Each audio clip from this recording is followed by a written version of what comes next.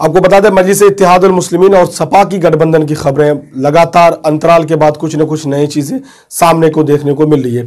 पिछले दिनों मीडिया के सवाल पर अखिलेश यादव के उस जवाब आने के बाद कि हर छोटी दल से हम गठबंधन करने को तैयार हैं जो बीजेपी को हराना चाहती है, उसके बाद मजलिस इत्तेहादुल मुस्लिमीन ने इसको रिस्पॉन्स में लिया और जो है गठबंधन की तैयारी जाहिर की।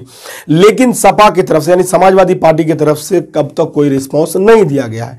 ऊपर से मजलिस इत्तेहादुल मुस्लिमीन के प्रदेश अध्यक्ष शौकत अली साहब ने एक शर्त रख दी है।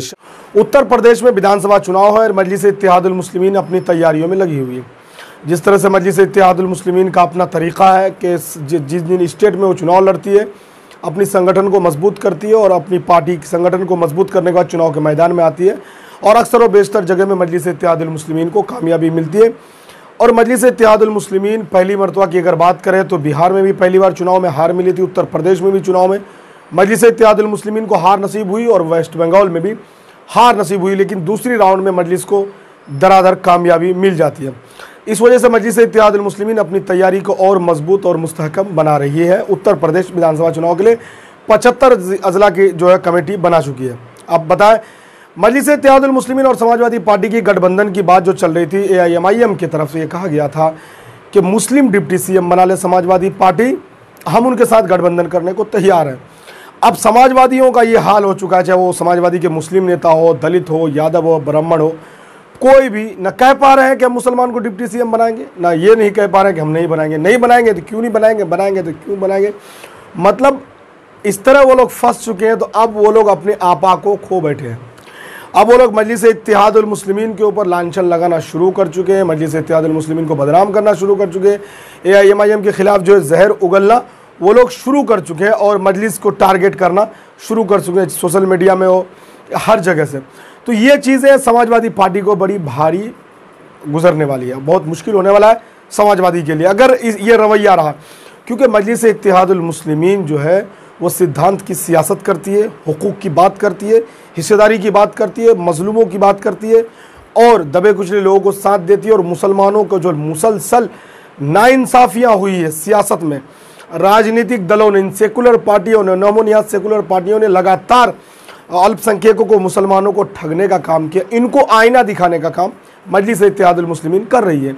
अब इन सारी चीज़ों में ये सारी चीज़ें ऐड हो जाता है कि अगर आप चाहते हैं हमें हक देने के लिए तो आप जो है डिप्टी CM हमें दे दे। समाजवादी के नेता बोलते हैं कि आजम खान साहब दूसरे लाइन के सबसे बड़े नेता है समाजवादी पार्टी के। तो भाई आजम खान साहब जिस हाल से गुजर रहे हैं उनका पुरसाने हाल तो कोई नहीं है, मुलायम नहीं है, अखिलेश नहीं है, समाजवादी के कोई बड़े नेता नहीं है, उसको जो है रायलीला पे छोड़ दिया गया है। या आजम खान साहब इतने बड़े नेता थे, उसको डिप्टी CM कभी नहीं बनाया, अध्यक्ष नहीं बनाया पार्टी का।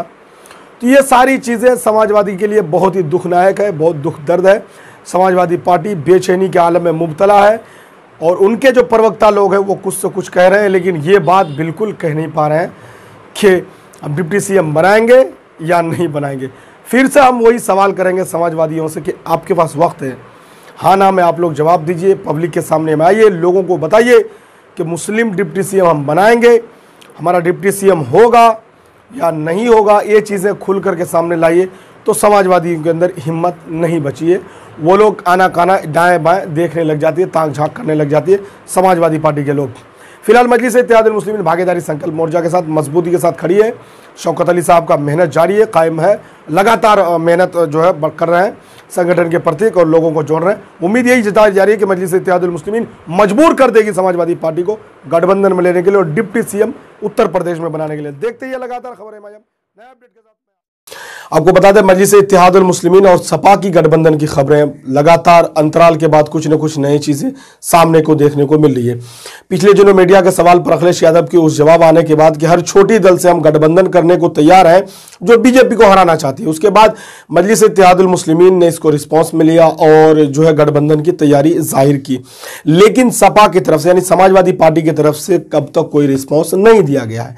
ऊपर से मजलिस इत्तेहादुल मुस्लिमीन के प्रदेश अध्यक्ष शौकत अली साहब ने एक शर्त रख दी है। शर्त को मैं बाद में बताऊंगा, पहले आपको ये बताता चलूं कि मजलिस इत्तेहादुल मुस्लिमीन ने दावा किया है कि वो सारे जिला 75 जिला के अंदर अपनी संगठन मजबूत कर चुके हैं और जिन जिन सीटों को चिन्हित कर लिए हैं वो उन सीटों पर अपनी जो है बूथ कमेटी तक की टीम तश्कील दे रही है और मजबूती के साथ जो है चुनाव की तैयारी कर रहे हैं। बता दें, भागीदारी संकल्प मोर्चा के साथ जितनी भी पार्टियां हैं, सारी पार्टियों ने अपनी अपनी सीटों जहां उनको चुनाव लड़ना है, जहां जहां उनकी तैयारी करनी है, उन पर वो मजबूती से चुनाव के मैदान में है।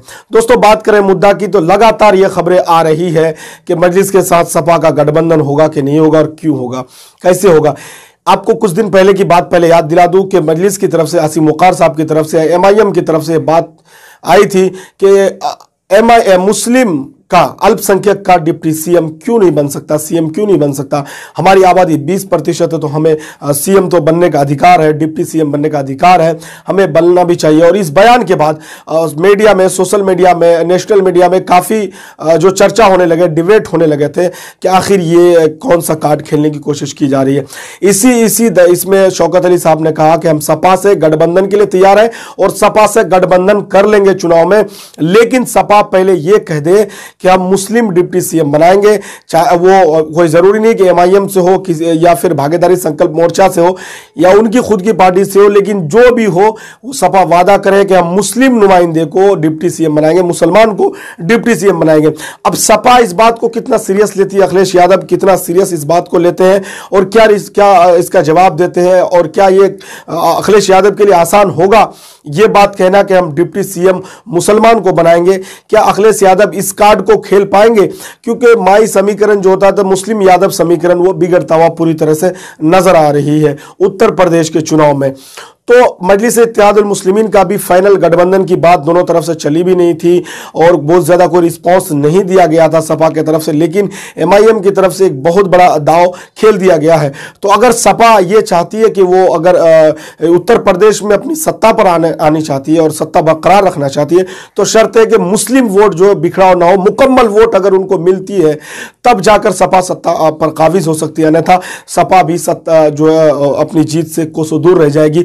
इनके लिए एक ही शर्त है कि उसको एआईएमआईएम को मना करके किसी न किसी तरह से दोनों पार्टी को गठबंधन होना जरूरी है अगर ये मुस्लिम वोट के बिखराव नहीं चाहती हैं। शौकत अली साहब ने कहा कि भागीदारी संकल्प मोर्चा में जितनी पार्टियां हैं, इन शराइत के साथ हम सारी पार्टियां जो है सपा के साथ गठबंधन करने को तैयार है। अखिलेश यादव जी जरा बड़ा दिल दिखाए और हम सब लोगों को बैठकर एक टेबल में बात करें तो हम गठबंधन को तैयार हैं। तो लगातार पार्टियां अपनी प्रयास जारी रखी हुई है कि एक दूसरे के साथ जुड़ने का और एक दूसरे से तोड़ने का। ये चीजें काफी पुरानी हो चुकी है राजनीति में, कई सालों से, कई दशकों से देखने को मिल रही है।